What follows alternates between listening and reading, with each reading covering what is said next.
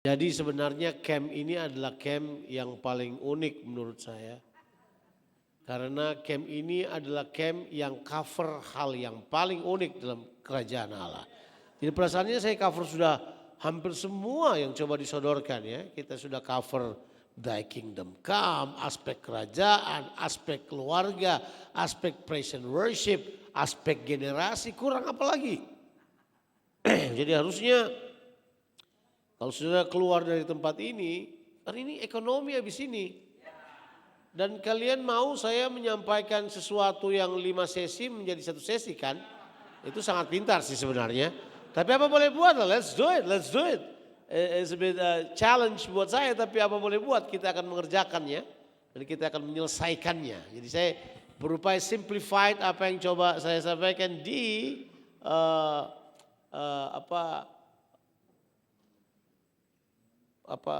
PowerPoint ini ya. Jadi saya akan ke situ aja. Jadi saudara lihat baik-baik dulu apa yang akan kita bahas. Nah, jadi siapa di sini yang lulusan ekonomi? Saya tahu Pak Roni pasti, yang lain. Yang lulusan ekonomi, cek aja. Ini kita nih, sekolah di hal tersebut tapi prakteknya lain. Ya, Anda belajar teknik jadi supir camat, itu kurang cocok. Tapi begitulah. Jadi kita suka lupa pelajaran-pelajaran undergraduate kita kan. Kita lulus apa, kerjain apa, bikin apa, terus apa gitu. Jadi seringkali ilmu pendidikan kita dengan apa yang Tuhan bawa buat kita, kadang-kala suka-suka gak cocok. Jadi memang misalnya Musa. Bayangkan Musa itu kan ahli perang. Musa itu arsitek luar biasa. Ini Moses. Tiba-tiba disuruh menggembalakan domba, kemudian habis itu dia menggembalakan 2 juta orang yang mirip kambing gitu.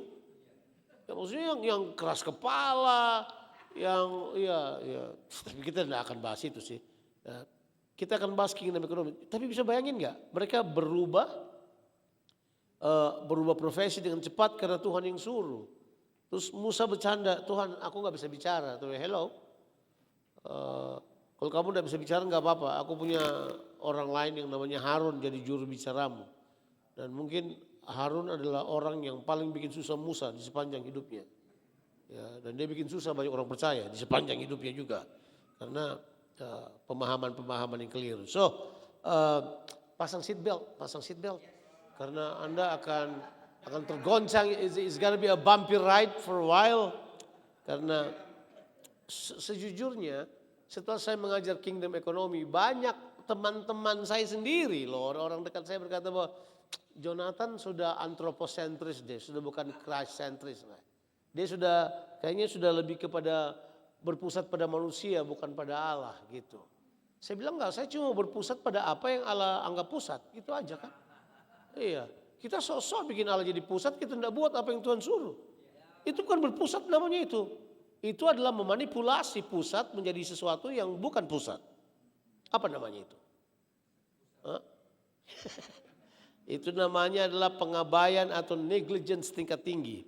Jadi kita akan membahas tentang kingdom ekonomi. Ini sebenarnya adalah penata layanan bumi dan manifestasi kehendak Allah.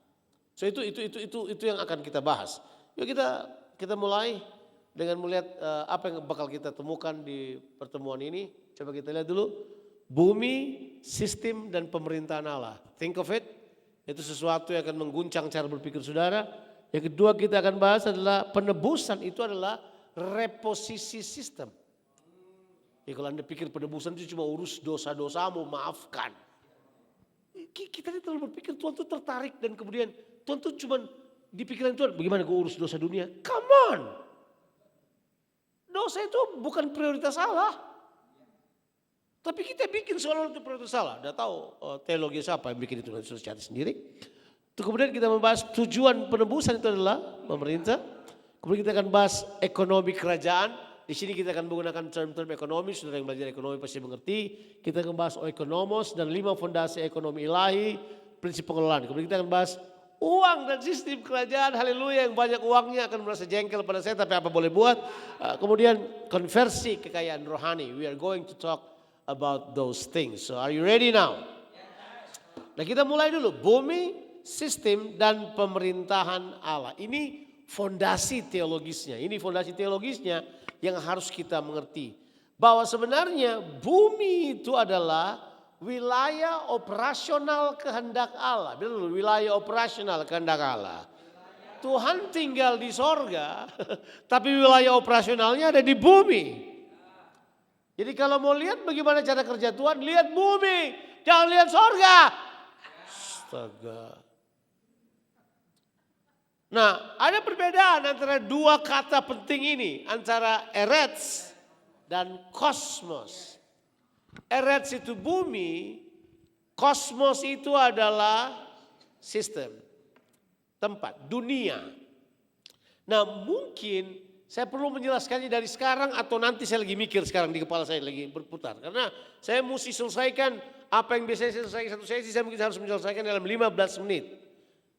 Jadi implikasi kejatuhan itu adalah ini. Bahwa begitu manusia jatuh, manusia menyerahkan sistem dunia ini kepada iblis. Jadi begini Bapak Ibu dan saudara-saudara sekalian. Pada mulanya Allah menciptakan langit dan bumi. Jadi jangan coba-coba bilang bumi gak penting. Teologi yang berkata mari kita tinggalkan bumi segera masuk sorga, itu adalah tipuan terbesar iblis.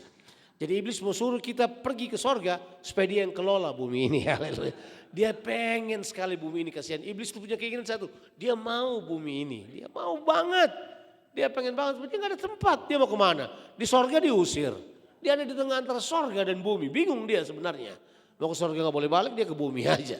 Jadi di bumi kemudian kita berpikir bahwa bumi ini adalah tempat yang jahat. Bumi gak jahat. Mari saya katakan kepada saudara. Kalau saya tanya pertanyaan goblok ini. Kapan bumi diciptakan? Jawabannya bersama sorga. Pada mulanya Allah menciptakan apa? Nah, tapi kritik teks lagi, dia kritik teks dia. Orang yang terlalu pintar tuh dia kritik teks.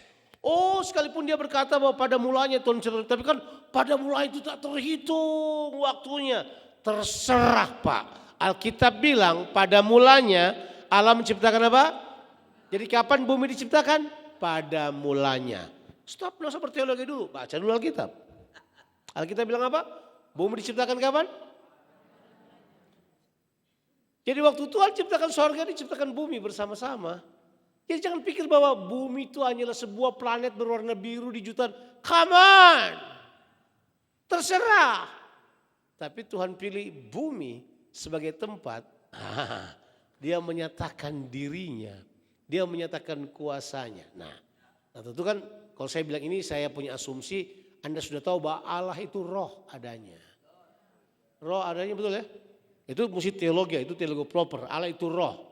Kalau ada yang bilang Allah punya kaki, punya tangan, itu teologi tingkat tinggi, itu saya sudah tahu. Allah adalah roh. Nah tentu saudara akan mengerti istilah ini. Untuk menggambarkan Allah, manusia menggunakan beberapa cara.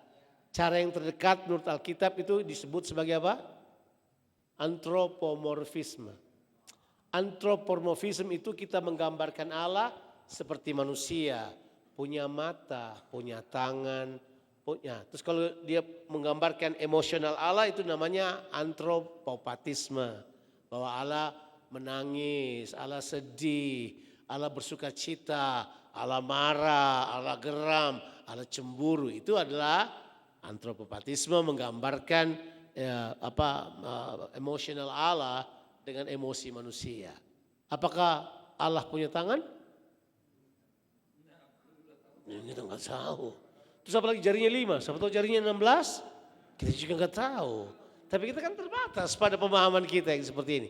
Akan tetapi ini apa yang Tuhan coba katakan bahwa begitu Tuhan buka atau orang buka Alkitab langsung ada pemahaman kayak gini. Tuhan itu mau dia yang adalah roh kelihatan di bumi ini. Jadi di bumi kemudian menjadi dunia materi. Bilang dulu materi. Saya ulang dari awal, ini betul-betul dari awal banget Kingdom Economy supaya saudara jangan berpikir ngawur mengenai hal ini. Materi. Jadi Allah yang tidak kelihatan ingin memanifestasikan dirinya lewat bumi materi ini yang kelihatan. Jadi bumi ini adalah tempat pertunjukannya Tuhan. Bumi ini tempat di mana dia menunjukkan karyanya, pribadinya, semuanya di bumi. Bilang bumi gak penting, coba aja. Coba tinggalkan bumi ini. Terus ada pengajaran-pengajaran, gak tahu pengetahuan dari mana terlalu canggih. Bahwa bumi ini bahkan hancur begitu aja. Iran boleh punya nuklir segede apapun, dia tidak akan hancurkan bumi ini. Percayalah.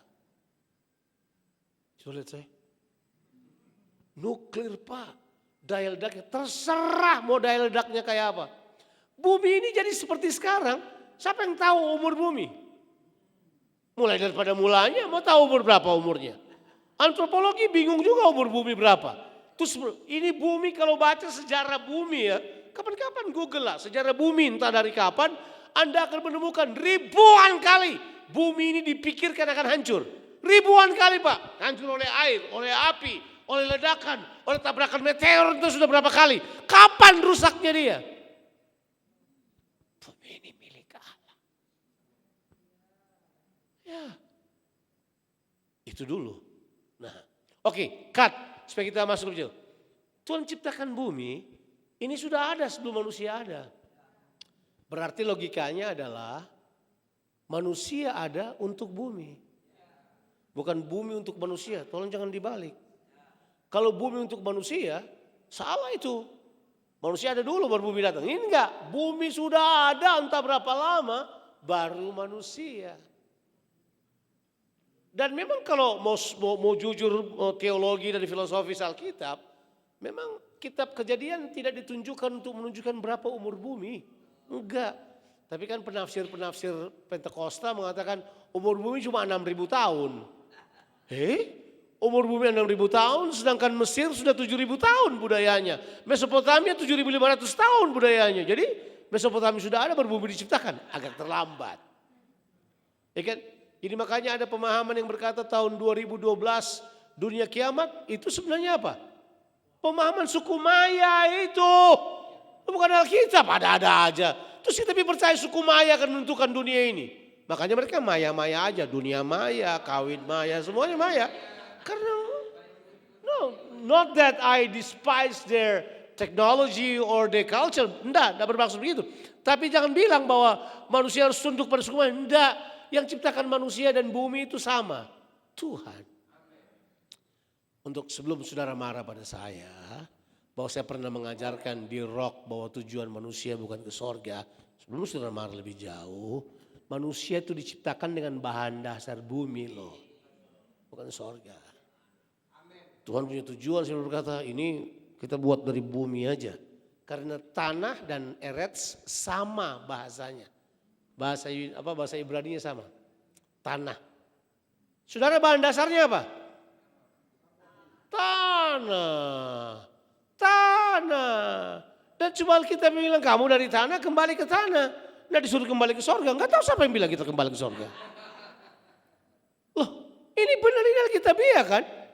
Tapi teologi yang berkembang membawa kita entah miring ke sebelah mana. Oke, jadi sudah mesti lihat itu saya tulis hati-hati pada mulanya alam diciptakan di bumi. Lagi berdampingan, bukan terpisah, bukan saling menolak. Tapi satu dan lain melengkapi apa yang menjadi kehendak Allah dan tujuan Allah. Is that making any sense? Good. Itu kita lihat bahwa waktu Tuhan menciptakan, oke kita bahas dulu Eretz. Saya sudah mau ke situ ini. Eretz itu muncul kurang lebih 2.500 kali dalam perjanjian lama. Kata bumi itu yang diartikan tanah, land, manusia, banyak. Semua diterjemahkan 2.500 kali, bayangkan. Itu banyak. Mau tahu surga berapa kali? 697 kali. Kata heaven ditulis di Alkitab. Itu menunjukkan prioritasnya mana. Nih. Tuh saudara melihat saya, memang dia ini sudah berpusat pada Tuhan ini. Ini Tuhan yang bilang, bukan saya. Teologi yang berputar balik dia, coba lihat. Itu bukan kebetulan, itu teologis. Tuhan terus menerus menekankan pentingnya bumi dan apa? Rencananya. Kita lihat dulu. Waktu Tuhan ciptakan bumi, dia punya tujuan. Jadi bumi gak boleh kosong. Bumi harus didiami. Sudah tahu kan? Yesaya berapa? 45 ayat 18. Makanya bilang dulu, didiami. Kata didiami itulah kata yang sama dengan sistem yang bergerak. When someone stay in something, someone become the system of something.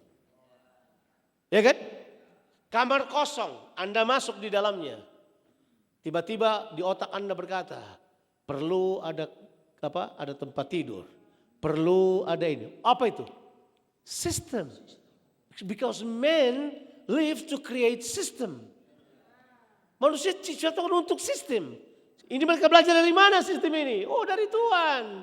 Tuhan taruh secara naluri, secara kebutuhan, apapun dalam kita dia pakai itu untuk menciptakan sistem. Jangan lupa, the system of God is always man.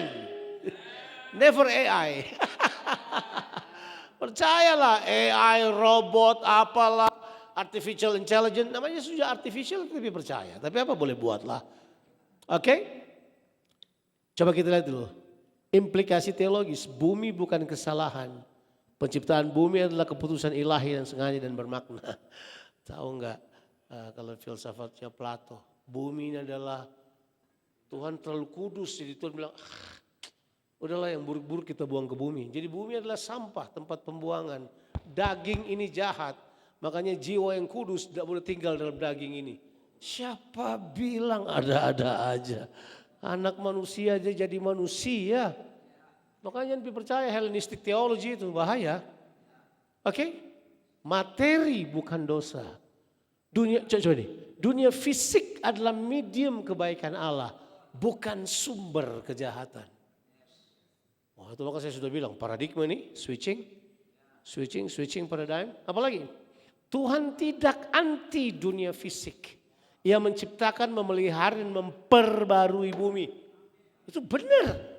Itu benar. Nah, jadi kalau sudah lihat langit sorga adalah realitas kediaman Allah, bumi adalah wilayah operasional Allah. Bumi adalah arena di mana kehendak Allah ingin dinyatakan dan dilaksanakan melalui bumi. Coba kita keluar dulu dari sini, terus kita baca Pengkhotbah pasal 1 ayat 4. Coba kita baca. Generasi satu datang, generasi yang lain pergi, tapi bumi tetap sama. Bumi tetap apa? Sama. Bilang dulu, bumi tetap sama. Untuk apa bumi ada? Supaya tempat kediaman manusia, di mana manusia menjalankan sistem kerajaan Allah yang Tuhan mau ada di muka bumi ini. Makanya, nah oke, ini saya. Saudara boleh marah saya dan saudara boleh tidak setuju dengan saya. Tapi orang yang membaca Miles Monroe berpikir bumi itu tempat asing di mana Tuhan mau colonize. Enggak. Bumi ini is planned for the very beginning. Buat apa dia colonize daerah yang dia ciptakan? Gimana sih? Itu tempatnya dia. Di awalnya dia jadikan manusia ada di bumi ini untuk mengelola bumi. Untuk menyatakan kehendaknya yang di sorga terjadi di bumi. Makanya manusia menjadi pribadi penting. Waktu Tuhan ciptakan gak ada istilah kolonisasi. Kerajaan Inggris baru ada istilah itu. Makanya waktu saya baca pertama saya kemudian menemukan shouldn't be there. Tapi kita kemudian ambil itu sebagai cara terbaik untuk menjelaskan. Tapi sebenarnya cara terbaik menjelaskan gini. Bumi dan sorga itu sama-sama bagus. Tuhan ciptakan bumi, sekarang Tuhan cuma berkata gini. Untuk kelola bumi aku gak bisa. Karena bumi itu materi. Maka dijadikan manusia. Manusia disebut perwakilan. Gambar. Awal-awal pertama kita menjelaskan.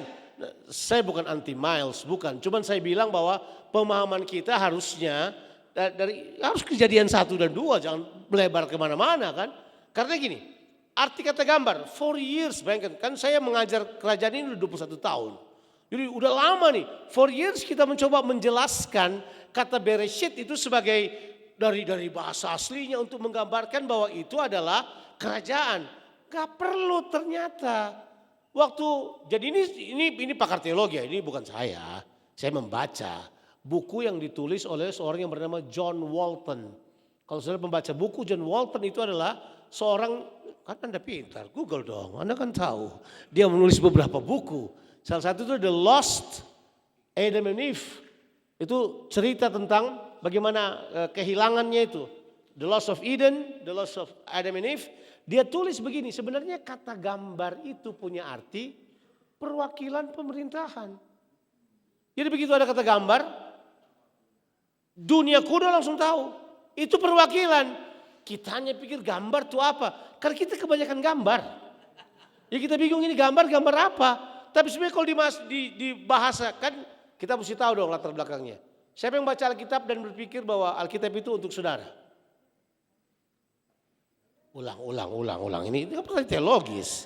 Oke, Rock mesti berpikir teologis sedikit kalau membahas ini. Makanya ada namanya Kingdom Theology yang sekarang kita ganti namanya Kingdom Paradigm. But it doesn't matter now. Karena ini pertanyaannya. Alkitab itu ditulis untuk siapa? Mari saya jelaskan bahasanya. Alkitab itu ditulis oleh tempat tujuan Alkitab ditulis, tapi dia bagi kita. Jadi bacaannya mesti begini. Alkitab ditulis buat saya, tapi bukan untuk saya. Saya ulang. Dia buat saya, tapi bukan untuk saya. Untuknya buat siapa? Untuk orang yang pertama terima Alkitab. Misalnya Anda baca kitab surat 1-2 Timotius. Untuk siapa surat itu? Timotius jelas, bukan buat Jonathan. Tapi waktu Jonathan membacanya, ada phrase di Alkitab yang berkata, semua tulisan yang diilhamkan oleh Allah bermanfaat untuk apa? Untuk mengajar kita. Dan ditulis oleh Alkitab seperti ini, bahwa kita semua peristiwa ini ditulis di Alkitab menjadi pelajaran buat kita. Kita baca dulu ayat supaya jangan berpikir saya ngarang-ngarang cerita ini. Coba 1 Korintus 10 ayatnya yang ke-6 dan ayatnya ke-11. Coba lihat dua ayat ini, have a look. Saya berharap saudara masih bisa ikuti saya? Masih ya? Ini pure sekolah teologi ini bukan. Saudara pikir ini khotbah biasa? Enggak, ini totally theology ya. Coba kita lihat. Semua ini telah terjadi sebagai apa? Jadi kata bagi itu, bagi kita. Tapi ini peristiwa bukan untuk kita. Ditulis kepada jemaat di Korintus. Ya kan? Contoh bagi kita untuk memperingatkan kita supaya jangan kita seperti ayat 4, 5, 6. Gitu kan? Coba ayat 11. Sama juga kayaknya. Semuanya telah menimpa mereka. Jadi yang tertimpa mereka contohnya banget kita. Itu maksudnya gimana sih? Jangan dibalik fakta itu. Jadi makanya untuk ancient Near East, kata gambar itu artinya representasi. Saya kagum dengan Pak Arifin karena waktu dia pilih kata representasi itu. Dari mana dia dapat ini pikiran saya? Saya dulu hampir bikin doc, Disciple of Christ Kingdom. Untung kita gak jadi doc semua, kita jadi rock kan. Panggilannya udah beda. But that's true. Berarti kita harus menarik kesimpulan bahwa gambar itu adalah perwakilan pemerintahan. Jadi kalau orang tanya pada saya, alasan apa Tuhan jadikan manusia? Waduh, karena Tuhan mengasihi kita. Baca Alkitab aja. Alasan Tuhan menciptakan manusia supaya ada yang kelola bumi. Titik, itu aja. Coba kita baca ayatnya. Kejadian 2 ayatnya yang ke ayat 4 dan 5. Coba kita lihat.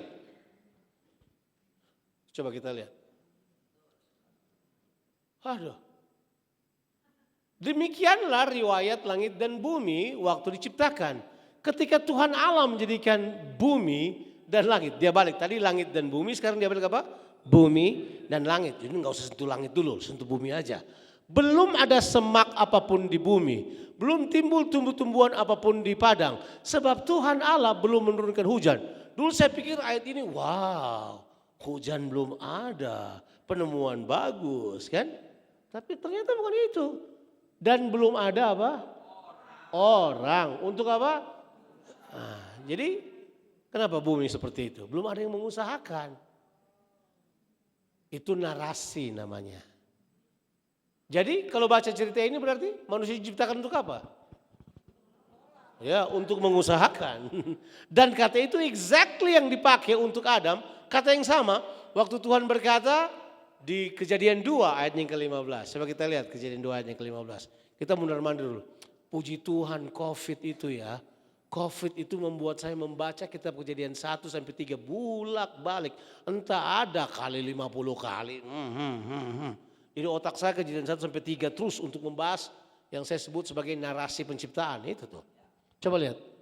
Tuhan mengambil manusia itu untuk apa? Untuk apa? Nah, itu. Untuk mengusahakan apa? Dan memelihara taman itu. Jadi udah lihat mengapa manusia diciptakan di bumi ini? Ini tujuan awalnya. Kan kurang keren kalau nggak pakai untuk memuliakan nama. Belum ada itu, belum ada. Belum. Ini baru tujuan Tuhan. Nanti belakangan baru ada itu. Tapi kita mau buat itu di depan. Seolah-olah itu yang terpenting. Belakangan, yakin saya. Kalau Anda hidup mengelola bumi, Anda memuliakan Tuhan. Itu maksudnya. Anda hidup mengelola bumi, Anda menjadikan apa? Perwakilan Tuhan nyata di bumi ini. Sudah tidak mengelola cuma mau menyanyi katakan haleluya dan merasa itu paling benar. My God. Bubar nih dunia kalau begitu cara berpikirnya kan. Sudah mulai, kenapa nih? Itu namanya penekanan paradigm. Karena itu yang paling susah dirubah di kepala kita. Coba, sekarang kita kembali ke slides dulu. Saya sebenarnya punya di sini, makanya saya mau jalan-jalan aja. Coba kita lihat. Oke. Coba kita lihat sekarang. Oke. Bumi adalah arena di mana kehendak Allah ingin dinyatakan dan dilaksanakan melalui apa? Umatnya. Bilang dulu Adam. Nah, Anda mesti membaca Adam bukan sebagai manusia pertama. Tetapi sebagai Adam yang pertama. Ulang. Tuh mulai kaget kan. Apalagi ini? Oke, saya akan beritahu Adam itu manusia apa dia. Adam itu menjadi manusia covenant pertama. Makanya semua manusia yang punya covenant dengan Tuhan tergolong pada keturunan Adam.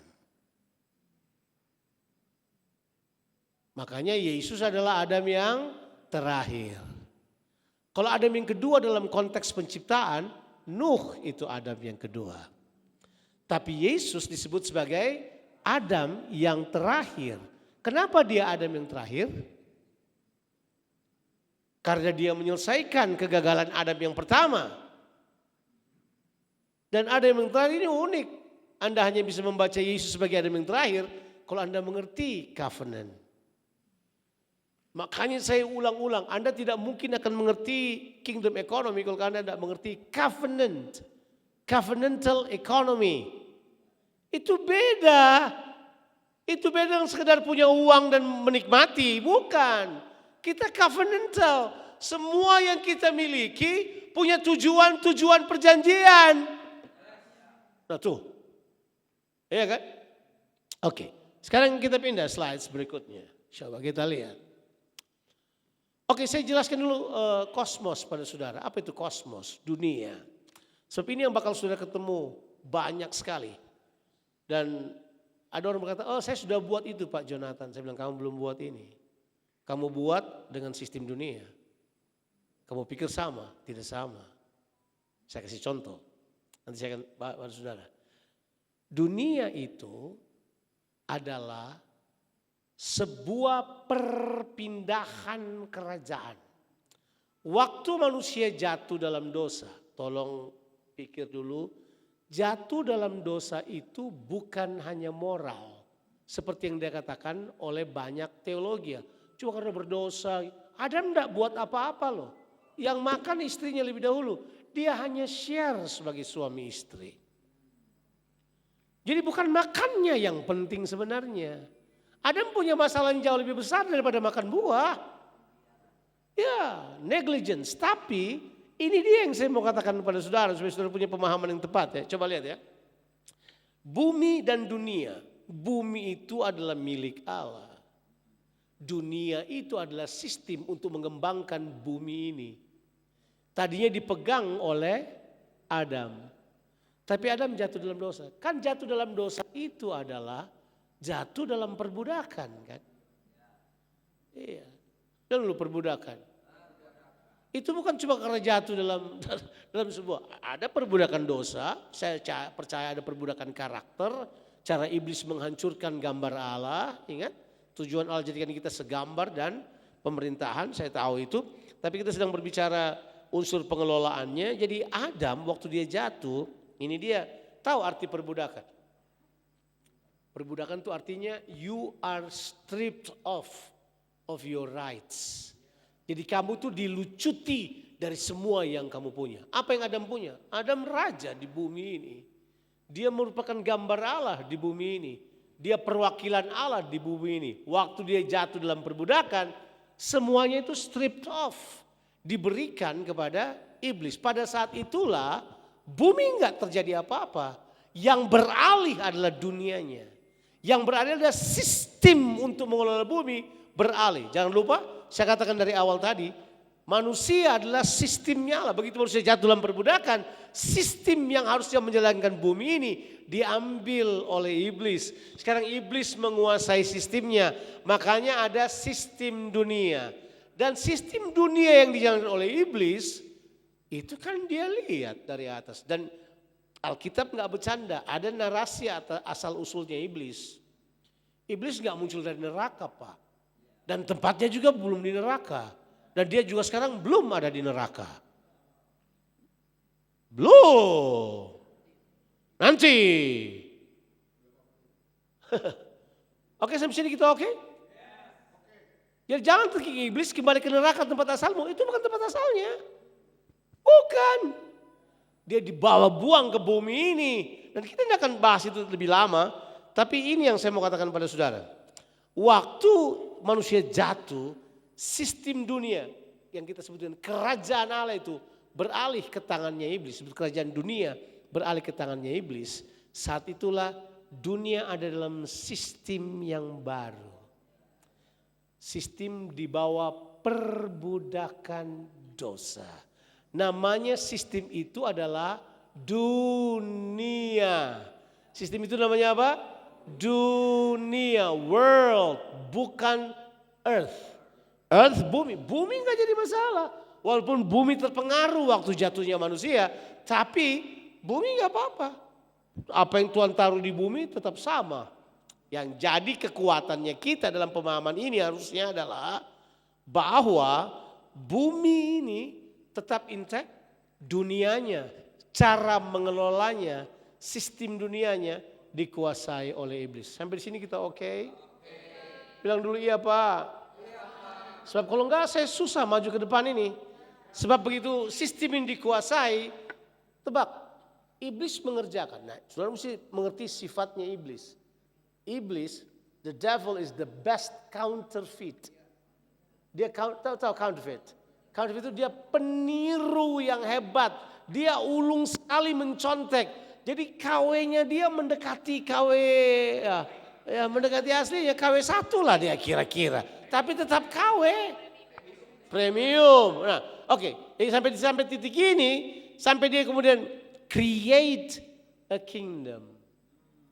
Makanya ada kerajaan pertama di bumi ini. Jadi kalau ada kata world di Kejadian 1 itu adalah akibat kejatuhan dunia menjadi apa? Tempat di mana iblis beroperasi dan sistem dunia itu dia pakai untuk dia beroperasi. Kerajaan yang pertama nama kerajaan apa? Ya, namanya kerajaan apa? Babel. So Babel merupakan the first kingdom with civilization without God. Jadi Babel itu adalah kerajaan pertama di mana peradabannya adalah tanpa Tuhan. Ingat, yang dimaksud kerajaan Babel ini yang didirikan oleh Nimrod.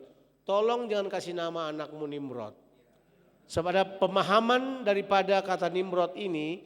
Nimrod ditulis di Alkitab adalah seorang pemburu yang gagah perkasa di hadapan Tuhan. Sebab kata against bisa di hadapan, tapi terjemahan tepatnya harusnya melawan. Jadi Nimrod adalah seorang gagah perkasa yang melawan Tuhan. Makanya dia mendirikan kerajaan Babel. Pasal 11 diberitahu dia mendirikan kerajaannya sampai ke langit. Untuk apa? Dia bilang God you cannot do anything with us. Jadi dia create dan semuanya mirip. Dia ambil kesatuannya, dia ambil sebagai kekuatan. Jadi kalau Anda hanya di level kesatuan gereja, bubar Anda. Kesatuan dunia itu economic church merupakan salah satu alat yang dipakai oleh kekuatan dunia ini. Believe you me, one world religion. Mereka punya kemampuan bersatu. Mereka mendirikan New Babylonian. Apa itu? Mereka mau dirikan kerajaan yang tanpa Tuhan. Jadi ekonomi Babilonia ini kamu harus pelajari. Kenapa Babilonia muncul di Wahyu 18 dan 19? Karena ekonominya tetap bertahan sampai di situ. Oke, kalau nanti saudara mau sebarkan video ini, cut yang ini, nanti saya dibilang penghujatan lagi. Kalian tahu khotbahnya Martin Luther, waktu dia mengkhotbahkan khotbahnya yang jelas untuk lawan, waktu dia protes. Judulnya apa? The Great Harlot, pelacur besar. Siapa yang dia maksudkan itu? Ya, itu. Kalau Anda pikir itu biasa, enggak. They now have the power around the world. Do you think itu adalah hal yang biasa? No. Sistem terbalik. Dan memang benar, nanti kalau sudah baca, Yesus pun tahu itu. Waktu dia berkata, sejak Yohanes Pembaptis sampai sekarang, kerajaan Allah diserong.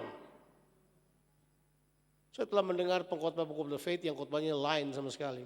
Padahal serong itu apa? Divert. Ini kerajaan Allah kamu dibelokkan ke sini. Jadi ada kepalsuan dari kerajaan Allah di dunia ini. So be careful. Hierarkinya bagus, semuanya bagus. Kelihatannya teratur. Tapi sistem dunia juga teratur, Pak. Jadi makanya saya challenge dengan pemahaman kerajaan Allah. Tolong jangan mengalir-mengalir. Terlalu banyak mengalir, kurang ekosistem yang bagus. Padahal kita manusia diciptakan untuk menciptakan sistem, sebuah keterpaduan yang bagus. Kita kemudian tidak berpikir hal tersebut. Mengalirlah, mengalir terus. Ya, Anda harus berpikir struktural kadang-kala. Nah, coba kita lanjut dulu. Jadi di Mazmur 24 ditulis tentang bahwa Tuhan sebenarnya ciptakan bumi, Dia juga ciptakan dunia. Ya, coba ayat 1 berkata apa? Tuhanlah yang mempunyai bumi serta segala isinya dan apa? Dunia serta yang diam di dalamnya. Jadi manusia bisa tinggal di bumi tapi tidak dikuasai dunia, tapi manusia bisa tinggal di bumi dan dikuasai dunia. Yesus yang bilang, kamu jangan jadi serupa dengan dunia. Yesus yang bilang, aku telah mengalahkan dunia. Jadi itu sesuatu yang berbeda. Dengan pemahaman kita seolah-olah dunia itu cuma tempat. Dunia adalah sistem pemberontakan terhadap Allah. Civilization without God. Oke, kita lanjutlah. Nah, jadi terjadi perpindahan kuasa. Bilang dulu perpindahan kuasa. Jadi waktu Adam jatuh, iblis jadi penguasa dunia ini. Jadi sudah tahu apa yang kita hadapi? Jadi kamu coba-coba melawan dunia dengan kuasa dunia, mampus kamu. Digilas kamu. Jangan bercanda. Kamu pikir cuma karena kamu bisa atur ini, kamu pikir udah selesai. Mulai dari akarnya. Mulai dari pemerintahan Allah dalam kehidupanmu. Kalau nggak ada pemerintahan Allah cuma mau pergi-pergi dan show off. Mampus kamu, digilas. Anda pikir cuma karena punya banyak harta Anda punya pengaruh? Hello. Harta memang punya arti pengaruh, betul. Tapi kalau Anda dikuasai oleh roh dunia, nanti kita akan bahas. Ngeri banget itu. Bumi tetap milik Tuhan. Yang direbut adalah apa? Sistem pengelolaan. Bukan kepemilikan. Oke? Nah kemudian sudah baca proses kejatuhan manusia. Otoritas asli. Kejatuhan karena pemberontakan iblis. Sistem direbut dan kemudian iblis menjadi penguasa dunia. Ditulis di dalam apa? 1 Yohanes 5 ayatnya apa? Dia adalah penguasa dunia. Sampai sini kita oke? Sekarang kita mau lihat sistemnya sekarang bergerak dalam ekonomi kita. Coba kita pindah. Nah. Jadi penebusan itu reposisi sistem. Tadinya kita ada di bawah sistem iblis, kita ditebus pindah. Jadi kalau Anda tidak korupsi bilang begini, sistemnya beda Pak. Kalau Anda diajak korupsi, Anda disuruh pergi ke tempat pelacur, sistemnya udah beda Pak. Anda mau ceraikan istrimu dengan mudah, sistemnya udah beda Pak. Kita beda sistem. Saya bertahun-tahun, artinya saya mengenal komputer pertama itu Macintosh. Kalau Anda tahu Macintosh berarti Anda sudah tua. Itu fosil. Jadi karena kan di Australia kita memulainya dengan Macintosh. Masih WordStar, gitu kan. Ya. Jadi iOS saya adalah iOS Apple. Tapi kan datanglah macam-macam kan. Sistem Android lah, apalah. Saya beli Android, saya punya kedua-duanya. Tapi tebak yang mana yang paling banyak saya pakai? iOS lah. Bukan Android. Kenapa? I get used to it. Jadi jangan salah, kalau Anda tidak sungguh-sungguh bertobat, you get used to sistem dunia, Anda kemudian bertobat dan tidak menyelesaikannya, cara Anda tetap duniawi. Sebab itu sistem. Jadi itu bukan cuma pengetahuan yang Anda miliki, sistem. Seorang pendeta yang diurapi khotbahnya bagus, dia bisa ada di sistem dunia. Seorang teologi yang powerful, datanya bagus, pengetahuannya bagus, dia bisa ada di sistem dunia. Sebab sistem dunia itu siapa yang menguasai Anda? Oke, ini tidak saya tulisin tapi bilang dulu Lord. Tahu nggak kata Lord itu apa? Tuhan, tapi Tuhan apa? Dia itu Lord artinya adalah penguasa sistem. Jadi whoever become your Lord, he's the one that actually have the power on the system of your life. Saudara boleh bertobat serius. Bertobatlah beberapa kali. Pernah ketemu orang bertobat yang tetap bohong. Karena dia tetap ada di sistem lama. Padahal Yesus itu berkata begini. Waktu dia menebus kita, Kolose 1 ayat yang ke-13 dia berkata apa? Kita dipindahkan dari kerajaan kegelapan pada kerajaan anaknya. Bilang dulu, ganti sistem. Nah sekarang berarti Anda sudah mulai berpikir, apakah sistem yang saya jalankan ini sudah tukar sistem belum? Bisnis yang saya jalankan sudah tukar sistem belum? Pelayanan yang saya kerjakan sudah tukar sistem belum? Kalau belum, hello, Anda punya sistem itu. Kenapa tiba-tiba Gehazi yang ditrain oleh Elisa, itu menurut kalau orang belajar tabel matematika, ya toh, Elia bikin 7 mujizat, Elisa bikin 14 mujizat, Gehazi harusnya 28 atau lebih. Tapi bayangkan, prophet in training berpikir harta. Dari mana datangnya itu? Alkitab tulis dengan hati-hati sekali. Kamu kok sampai Tuhan bilang gini, is this the time to look for money? Apakah ini saatnya mencari uang? Orang tinggalkan pelayanan karena uang, orang ganti prioritas karena uang. Karena itu penyembahan, Pak. Yes, itu you menuhankan sesuatu. Itu penyembahan berhala. Coba kita lihat. Oke, jadi itu bukan. Oke, sudah sini. Ini. Pindah sistem, ubah mentalitas. Itu yang penting. Bayangkan, sebenarnya membahas kingdom ekonomi itu isi banget. Tapi ini yang susah ini. Mentalitas ini nih, coba. Dipindah ke saya sudah bahas tadi. Ini. Mentalitas masih lama. Seperti Israel keluar Mesir tapi hati masih Mesir. Anda sudah tahu itu kan? Tidak perlu. Itu kayak dikhotbahkan banyak, kita sudah tahu. Jadi ini analogi mentalitas lama itu. Israel keluar Mesir tapi hati masih di Mesir. Pindah ke Australia tapi mental masih kurs rupiah.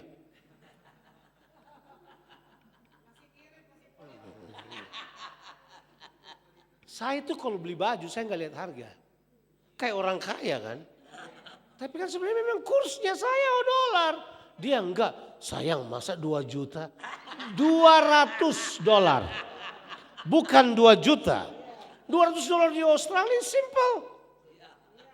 2 juta sayang. See?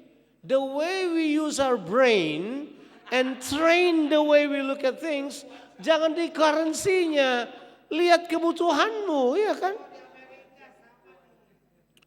Tolong ganti kursnya. Kalau Anda di sana tukar, Anda dari sistem Amerika. Kita bayangkan kita sekarang ini, sekarang coba bayangkan. Siapa peminum kopi di sini tulang ke tangan? Anda yang meminum kopi, Tuhan memberkati Anda ada di kerajaan yang tepat. Gak. Coba, saya itu kan minum kopi sangat banyak. Sekarang kopi di Australia yang enak ya, bukan kopi ini yang enak dan paling murah itu $7. $7. Coba kurskan ke Indonesia. Jadi kalau saya satu hari minum 6 gelas, bangkrut kan kita. Mau khotbah berapa kali itu dapat uang untuk minum kopi? Kalau logikanya kayak gitu, kan gak bisa. Saya mengadakan penghematan. Saya beli kopi dari Indonesia yang enak. Saya bawa ke sana. Jadi sekarang kalau kopi, bikin sendiri. Makanya mau minum kopi. Kopi apa yang paling enak? Kopi minum sendiri yang kau bikin sendiri. Itu kopi paling enak.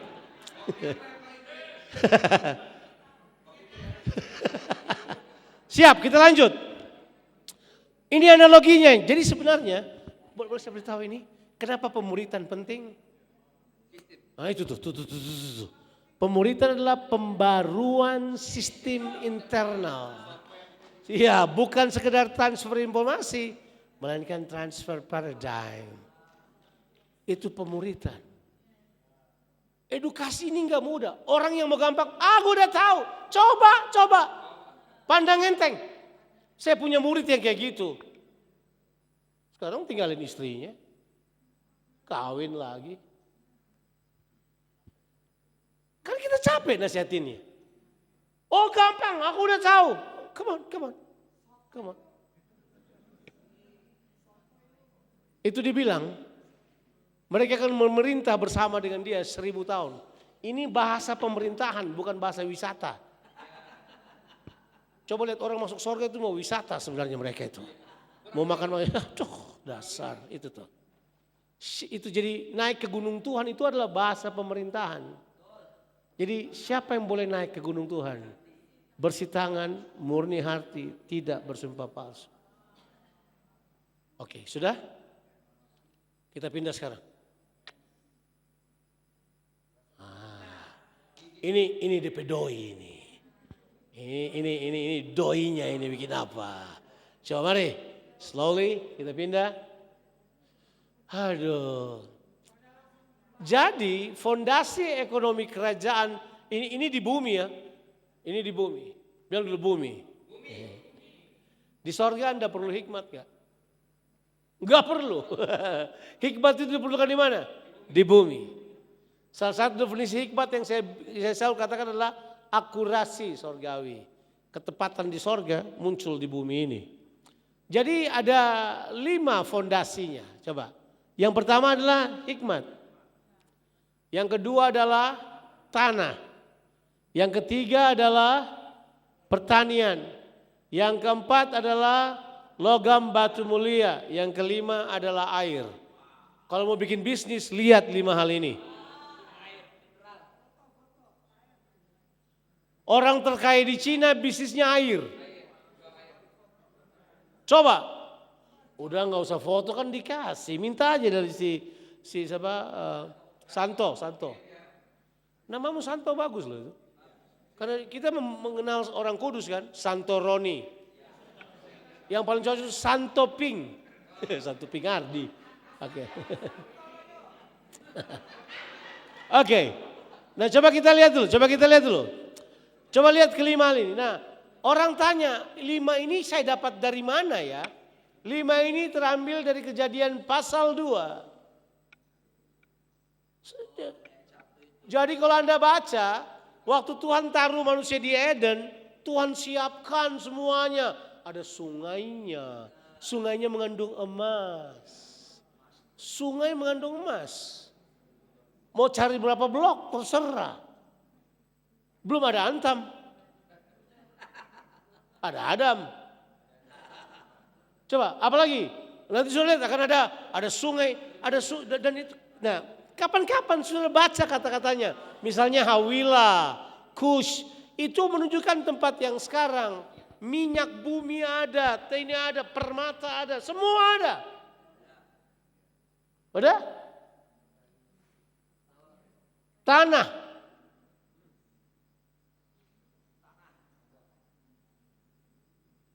Adam ditaruh di taman. Kemudian Tuhan berkata, jadilah imam untuk taman ini. Kemudian jagalah taman ini.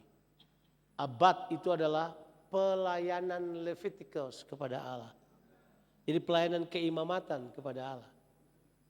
Jadi saya dari dulu udah gak setuju. Bagi imam yang di gereja, bisnismen, dari dulu saya sudah berkata enggak. Anda semua imam. Saya kerja di ini Pak, saham, imam. Terserah, imam. Kemudian kata yang kedua adalah memelihara. Ini semua Anda akan temukan di Kejadian 2. Ini yang saya bilang bahwa Tuhan kita dalam kingdom ekonomi memberikan kepada kita bukan cuma mentalitas. Dia memberikan identitas dan fasilitas. Jadi kita uruti identitas, mentalitas, fasilitas. Tuhan kita bukan kurang kerjaan, utus orang kemudian gitu-gitu aja. Terus kita berkata kata-kata ini, dengan telanjang aku datang, dengan telanjang aku pulang. Memang pakai apa memang? Tapi Tuhan kasih fasilitas komplit. Fasilitas itu internal dan eksternal. Enggak ya? Soalnya Tuhan tuh taruh manusia sebagai representasi dan berkata, kamu doa dulu lah baru aku kirim sesuatu. Ada-ada aja. Enggak. Makanya saya percaya berkat, kecukupan, ketersediaan datang di depan.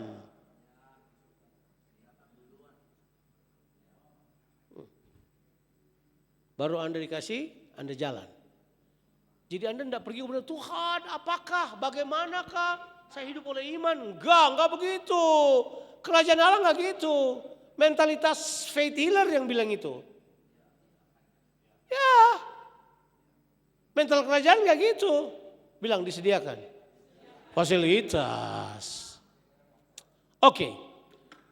Lihat 3 kata bahasa Yunani untuk oikonomos. Saudara tahu kan, saya tidak perlu jelaskan oikonomos itu apa ya. Di Alkitab kata oikonomos ini yang kita terjemahkan sebagai ekonomi, sebagai ilmu. Itu sebenarnya punya 3 kata itu. Pengelola rumah tangga, penata layanan atau administrator. Diterjemahkan gubernur 1 kali, diterjemahkan bendahara 8 kali. Oikos kan rumah, nomos ngatur. Jadi arti ekonomi ngatur rumah. Rumah besar kita adalah bumi ini. Itu dia. Coba baca. Ekonomi kerajaan, sistem pengelolaan sumber daya Allah untuk tujuan Allah. Kesimpulan, semua sumber daya sudah tersedia. Yang kurang pengelolanya. Pertanyaannya di mana pengelolanya? Di gereja lagi nyanyi kebaktian.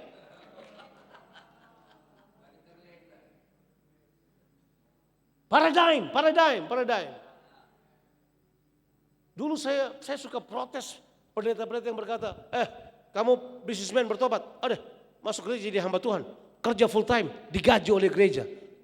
Hah? Itu pengkebirian itu. Tahu kebiri? Jangan saya jelaskan. Apa yang harus dibuat terhadap kebiri. Tapi itulah yang terjadi.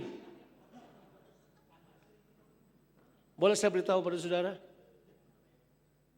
Ya, Pak Roni pasti lebih banyak dari saya. Pergi ke banyak negara di dunia ini. Kita sudah pergi ke banyak negara di dunia ini. Ini yang saya temukan. Negara yang betul-betul sayang tanahnya dengan baik. Mereka atur kelola tanahnya dengan tidak buang sampah sembarangan. Negara itu biasanya adalah negara-negara makmur. Yang cara berpikirnya jelas. They know where is their source. Oke? Saya punya waktu tinggal 15 menit. Jadi nanti saya akan lanjutkan via Zoom dengan saudara. Saya nanti angkat, begitu 0 kasih angkat tamnya biar saya kerjakan. Coba lihat, coba pindah, kita pindah aja. Oke. Uang mamon dan kekayaan sejati. Let me talk a bit about money. Waktu saya mulai mau menyusun materi tentang kingdom theology, saya pelajari uang asal usulnya dari mana. Tanya-tanya dulu. Ada chat GPT, ibu boleh tanya di situ. Mari saya cerita tentang uang. Uang tidak ada di sorga. Jadi kalau saya sudah baca Alkitab, kalau Tuhan beri sesuatu kepada kita, dia tidak beri uang. Kalau Anda terima uang, itu sudah konversi dari yang Tuhan suruh. Pak Roni kasih Pak Jonathan uang. Pak Roni kasih saya uang. Saya berkata itu uang dari Tuhan. Tapi lewat Pak Roni sudah konversikan. Karena uang Tuhan tidak pernah kasih uang. Coba minta uang pada Tuhan. Yang saya baca di Alkitab, kalau Tuhan kasih, dia kasih tanah. Tanah paling banyak. Tanah. Karena di dalam tanah, uang semua itu. Doi semua itu. Oh dok. Tapi kita pandang enteng. Tapi kan sekali lagi ada beberapa hal yang Anda harus mengerti. Bahwa tanah ini you like it or not has a voice.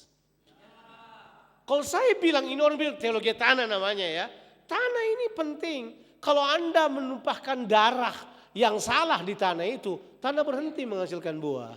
Tanahnya berseru kepada Tuhan. So be careful with the land you have. Kalau punya tanah jangan cepat-cepat ambil cash. Jual tanah, jangan.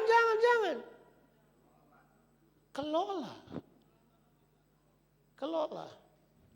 Kasihan pendeta-pendeta. Jual tanah. Harusnya tanah kalau dikelola. Yeah. Coba kita lihat. Ini. Uang bukan ciptaan Tuhan. Jadi uang itu, peradaban tertua uang adalah kurang lebih 4.500 tahun yang lalu. Pada kebudayaan Mesopotamia, orang mulai melakukan apa yang disebut dengan sistem perwakilan kepemilikan. Jadi gini, dulu kekayaan orang kan apa? Tanah, kambing domba, gunung-gunung, sawah ladang, istri juga termasuk kekayaan di zaman itu. Ya anak-anak. Jadi seorang kalau mau bepergian susah. Sementara ketika terjadi bencana dengan pengelolaan yang sederhana pada waktu itu, they have to move, hidup sebagai nomaden kan. So how they do it? Orang Mesopotamia, which is kebudayaan yang lebih tua dari Mesir dan lebih tua dari Israel, itu kemudian menciptakan koin-koin, mint sebagai tanda. Kalau kamu punya 7 mint itu mungkin harga semua lembumu. Harga apartemen di Makassar ya mungkin 2 mint lah. Tahan. Jadi kalau dia mau jalan, dia pergi dengan 7 mint itu, semua kekayaannya dia bawa bersama dia di sakunya. Tapi kan itu menyebabkan apa? Muncul pencurian, orang lebih gampang merebutnya. Dan zaman dahulu kejahatan sudah ada. Siapa percaya kejahatan sudah lama? Selama kejatuhan kan. Tapi logikanya kemudian berubah. Ketika manusia masuk ke peradaban baru yang tadinya cuma sistem pertukaran yang namanya barter. Sekarang mereka berubah memiliki itu. Tapi karena banyak terjadi ketidakamanan, mereka membangun kota. Everybody say kota. Kota itu namanya disebut kota berkubu. Disinilah politik pertama terjadi. Karena siapa sekolah politik? Saya sekolah politik. Ibu sekolah politik, pengantar politik artinya apa? Politea. Apa artinya politea? Kota bertembok. Tujuannya adalah orang yang tinggal di dalam kota dijaga keamanannya. Orang yang tinggal di luar kota sakarpe gitu. Setuju? Jadi uang kemudian berkembang menjadi alat keamanan. Safety. Karena mereka dilindungi di dalam kota, sistem pajak mulai ada. Pajak keamanan. Uang menjadi alat kesejahteraan. Alat untuk mengontrol ekonomi. Alat mengontrol manusia yang kaya dan yang miskin. Uang kemudian mulai ada di dalam pengelolaan manusia. Lama kelamaan Uang berubah menjadi alat kekuasaan. Lama-kelamaan uang menjadi kekuasaan itu sendiri. Jadi uang dan kekuasaan identik sekarang. Who holds the money, he holds the power. Nah, dengan cepat saya beritahu, sistem dunia ini ada 3. Agama nomor 1, uang nomor 2, illegal power nomor 3. So think about your money now. Pikirkan uangmu sekarang. Sebab uang itu tergantung siapa yang memegangnya. Ingat, kata mamon atau uang itu, kata mamon itu mamonas. Kata akhiran as dalam bahasa itu adalah you personified that. Uang kan mati. Kok uang bisa disembah? Tapi untuk disembah dia harus jadi makhluk hidup. Makanya dia dipersonifikasikan sebagai tuan. Namanya mamonas.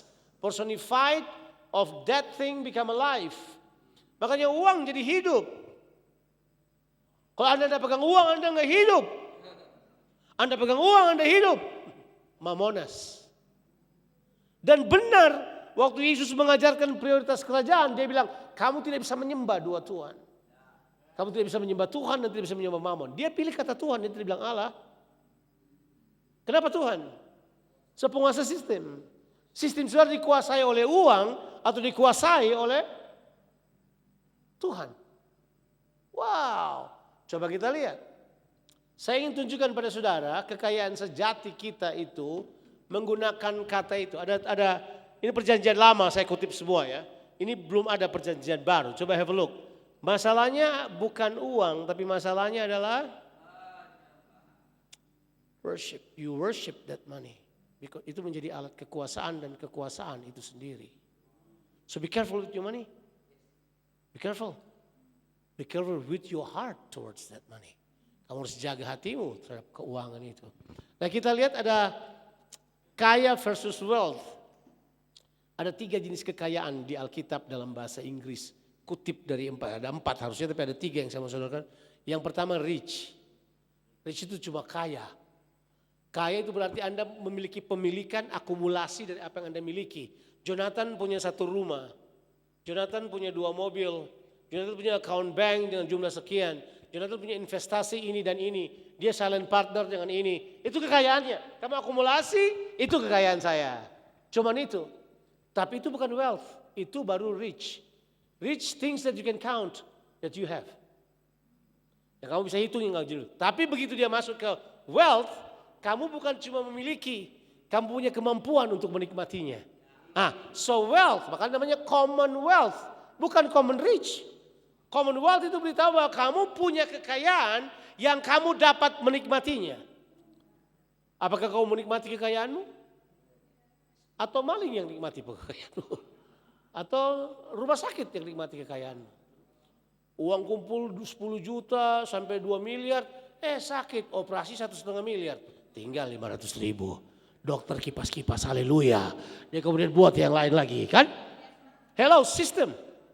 Ya, whoever. But still your money, right? Mau insurance but still your money. Ya, insurance itu adalah sistem insentif pencurikan yang terbesar. Percayalah.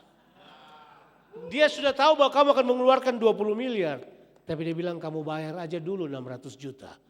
In times kamu akan bayar lebih daripada itu. Kalian pikir kita tidak ada otak untuk berpikir. Tapi kan kita semua perlu insurance. Kita punya insurance mahal juga ya. Aduh, coba kita cut dulu sedikit. It's okay, it's your job. It's your job. Job provided by who? By the system you belong to. Nah makanya kita lihat. Oke, ini 4 kata itu. Sudah tahu nggak caranya Tuhan menikmati kekayaannya? Udah tahu? He share. He share. He share. Makanya Commonwealth, you share, you have, and we share together what we have. So how you enjoy? How you move from rich to wealth? Sharing. Sharing pada orang yang memerlukan. Sharing pada orang miskin. Makanya kalau kita paham hal ini, kita adalah orang-orang yang menikmati sistem ekonomi kerajaan dengan mudah. Ditulis di Alkitab, di tengah-tengah penindasan, tidak ada satupun orang gereja mula-mula yang kekurangan.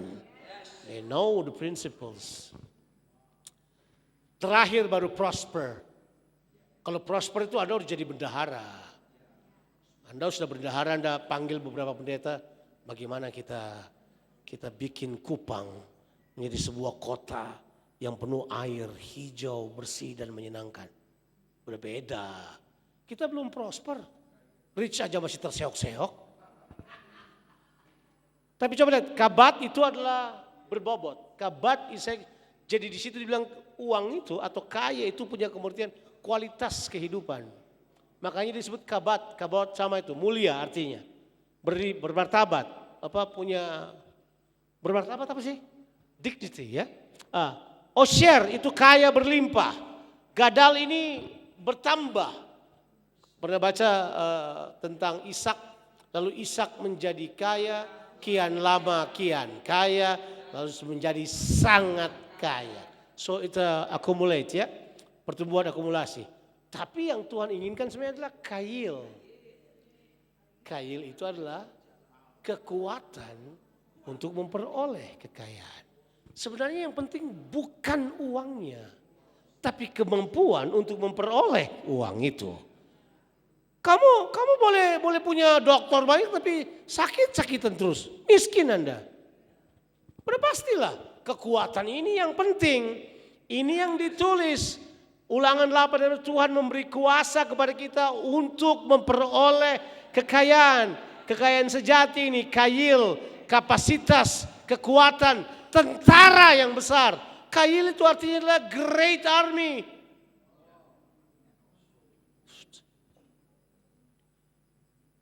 Kekayaan sejati bukan jumlah uang, melainkan kapasitas untuk menghasilkan keuangan dan kekayaan. Dialah yang memberikan kepada kamu kekuatan untuk memperoleh kekayaan. Siap. Ya pindah, udah mau habis kok. Konversi kekayaan dari rohani ke siapa percaya semua kekayaan sorga sudah diberikan kepada Anda, tapi dia ada di alam roh. Efesus pasal 1 ayatnya yang ketiga, tolong ditaruh ayat tersebut. Menerjemahkan. Kurang pintar ini AI kurang pintar. Saya bilang conversion, dia bilang menerjemahkan. Konversi itu bukan menerjemahkan, memindahkan dalam bentuk lain. Konversi itu berarti bentuknya berubah. Kalau menerjemahkan kan bahasa yang diganti. Bukan itu. Tuhan Efesus 1 ayat 3.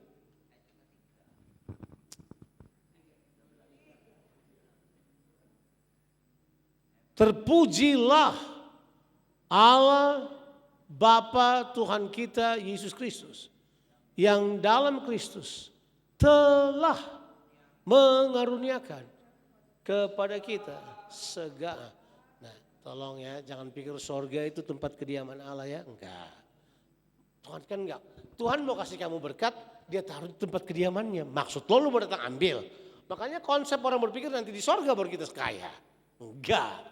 Ini sorga, heavenly realms. Coba terjemahan Inggrisnya. Alam sorgawi. Coba terjemahan bahasa Inggris coba. Sebutlah alam roh, spiritual realms. Heavenly places terjemahannya. Ya, itu NKJV. Terjemahan lain spiritual realm. Jadi ada di tempat yang tidak kelihatan. Seperti Allah kan tidak kelihatan. Anda menjadi konversi dari Allah di muka bumi ini. Betul ya? Kan begitu bacanya. Nah, sekarang sama. Kekayaan itu sudah ada di dalam roh. Semua sudah, berkat-berkat itu sudah ada. Sekarang bagaimana kamu memindahkannya di alam nyata? Nah, itu perlu iman kan. Sudah. Pak, uang sekolah buat anakmu sudah. Masa depanmu sudah ada. Semua sudah ada. Ini insurance yang lebih terjamin sebenarnya. Saya sudah bilang para insurance akan marah pada saya. Tapi kebenarannya iya. Sudah, itu sudah. Who had, have, had. Past participle, udah terjadi. Bukan nanti terjadi, sudah. Oke, sekarang kita move ke presentation kita lagi. Ada banyak ayat yang seperti ini mana Tuhan sudah memberikan kepada kita kekayaan. Tapi dia bentuknya spiritual. Di sini Anda mesti pintar. Orang bodoh suka meminjam dulu baru coba. Enggak, kamu konversikan dong. Mari kita lihat konversinya apa. Ada 5 aktivitas yang Tuhan beritahu buat kita cara konversinya. Yang pertama berkat. Bilang dulu berkat. Itu Tuhan taruh tangan atas saudara. Saudara terima berkatnya. Saudara bergerak di dalamnya. Jadi dalam saudara sudah ada berkat. Potensi. Jangan minta berkat lagi. Apalagi cari berkat. More berkat. Jangan, sudah. Tapi 2, 3, 4, 5 itu adalah parah, artinya berbuah. Diterjemahkan bahasa Indonesianya adalah beranak cuculah. Harusnya memang parah artinya berbuah. Fruitful. Kemudian rabah, multiplied, berlipat ganda.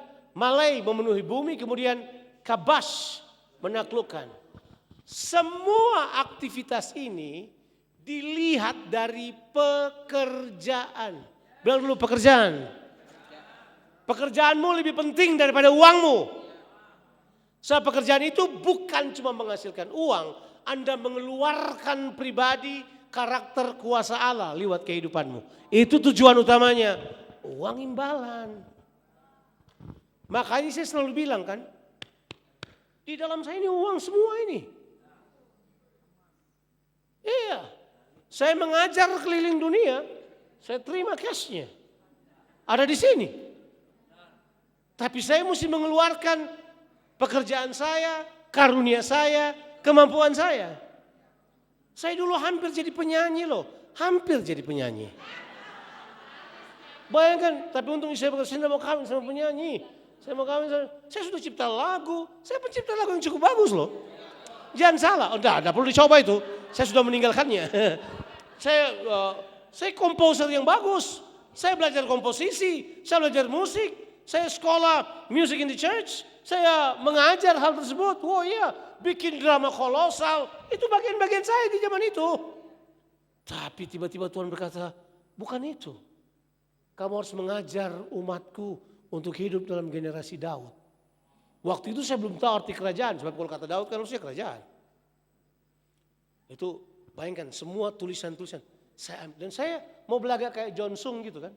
Semua lagu-lagu yang saya tulis saya buang semuanya. Saya bakar semuanya. Selesai. Saya mengalihkan diri untuk mengajar.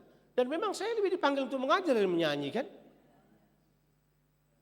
Saya harus pilih salah satunya. Jadi saya harus efektif. Saya ini kemudian setelah itu I become a traveling teacher. Itu pekerjaan saya. Iya, traveling teacher. Itu bukan berarti saya kemudian nganggur-nganggur, enggak. Yang berani bilang hamba Tuhan tidak sibuk dan yang sibuk cuma bisnismen. Mari, tunjukkan bisnismen yang paling sibuk sekarang ketemu dengan saya, coba. Terus kita siapa yang paling sibuk, coba. Sebelum saya berkhotbah, saya siapkan khotbah saya. Dan sebelum saya menyampaikannya, saya hafal semua termnya, ayatnya di mana, baca buku apa di balik. Saya hafal semuanya. Itu pekerjaan lebih susah Pak, daripada ngitung duit, coba. Tapi kan saya mengeluarkan potensi saya. Jadi pekerjaan itu penting buat saudara. Bilang, pekerjaan itu penting. Jangan percaya ada yang berkata uang datang tanpa bekerja. It's not biblical. Apa namanya? Passive income. Terserah kamu punya passive income. Tapi yang membuat Anda puas adalah bekerja. Bekerja bukan kutuk. Bekerja adalah apa yang Tuhan kerjakan sampai saat ini. Yesus bilang ini, Bapa masih bekerja, aku pun masih bekerja juga. Dia melihat Bapa bekerja, dia bekerja di bumi ini. Itu dong. Pekerjaan tetap. Oke. Itu namanya ergon. But by the way, sebelum saya selesai, saya sudah mau selesai ini. Sebelum saya cerita uang pada saudara. Tapi ini yang saya mau katakan pada saudara, bahwa pekerjaan itu penting. Pekerjaan itu penting. Ya. Maksud saya itu begini. Kita ini bukan employee. Kita ini deploy. Kita tidak kerja untuk cek. Kita kerja untuk mengeluarkan kehendak Tuhan. Pikirin itu penting sekali. By the way, saya mau tes dulu teologi saudara. Menurut saudara nanti, kalau saudara di hadapan Tuhan, apa saudara yang akan dihakimi? Di hadapan Tuhan, apanya saudara yang bakal dihakimi? Harusnya ergon. Orang kadang berpikir, oh motivasi hati kita. Enggak. Yang Tuhan bakal uji, Tuhan bakal hakimi adalah pekerjaanmu. Makanya dengarkan ini, waktu saudara mati nanti, jangan percaya bahwa saudara tidak bawa apa-apa. Saudara akan membawa pekerjaanmu. Kita baca ayatnya. Saudara nggak lihat, kok ini buat-buat, coba kita baca ayatnya. Wahyu 14 ayatnya yang, jadi gini, saya bukan tipe orang yang ngajar separuh-separuh. Semua yang saya tahu saya mau tumpahkan pada saudara. Saya nggak tahan kata ini semuanya saya beritahu pada saudara. Jadi saya pulang kosong, saya belajar lagi datang pada saudara next time. Coba kita lihat Wahyu 14 ayat 13. Ini ayat orang mati Pak. Dan aku mendengar suara dari sorga, bilang dulu sorga. Jadi ini keputusan dari sorga ini. Ini bukan keluar dari pemahaman filsuf apa teologi apa. Sorga. Berkata tuliskan, berbahagialah orang yang mati dalam Tuhan sejak sekarang ini. Sungguh kata roh, supaya mereka boleh beristirahat dari jeliran mereka karena segala sayangnya perbuatan. Harusnya pekerjaan, itu ergon. Bahasa Inggris, menyertai mereka. Works. Ya, coba. And they works do follow them. Yang nanti bakal diuji oleh Tuhan, dimurnikan adalah pekerjaan Anda. 1 Korintus pasalnya yang ketiga, ayatnya yang 14, 15. Api akan menguji pekerjaanmu dari tanah kah, dari jerami kah, itu akan dibakar dengan api. Menguji kualitas pekerjaanmu. Makanya kerja jangan separuh-separuh. Ada orang jadi hamba Tuhan cuma mau enak sana, enggak. Dig down, buka Alkitab, belajar, cari tahu. Kalau nggak yakin jangan dikhotbahkan. Oke, kita balik yang tadi. Please, I have to stop now. I have to. Otherwise you are in trouble. Oke, udah lihat ya. Jadi itu 5 langkah praktis. Miliki produk itu penting.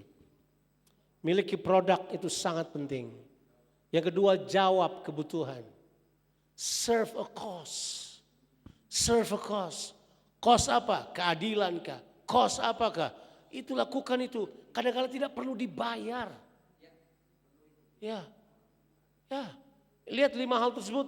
Ya ada bahasannya sih semuanya, tapi gak ada waktu kan. Solve the problem. Tambahkan nilai dalam, itu kayaknya Jeffrey Rahmat banget itu, tambahkan nilai dalam kehidupan seseorang. But that's adding value kan. Tapi itu yang saya pelajari sih, saya tidak bisa tolak kan. Kalau dia bilang itu, it doesn't mean bahwa kita copy dia, bukan. Coba lihat dulu. Nah, jika kamu lihat itu panggilanmu. Coba lihat. Keselamatan itu bukan tujuan akhir. Kita diciptakan untuk pekerjaan baik. Ergon agathos. Kita bukan bekerja yang sia-sia, kita bekerja dengan tujuan ilahi. Oke. Endingnya deh. Oh udah habis nih. Ini terakhir kayaknya. Ya udah habis. Udah gak mau nambah lagi. Ayo selesai. Maafkan korupsi waktu saudara 15 menit. Thank you so much.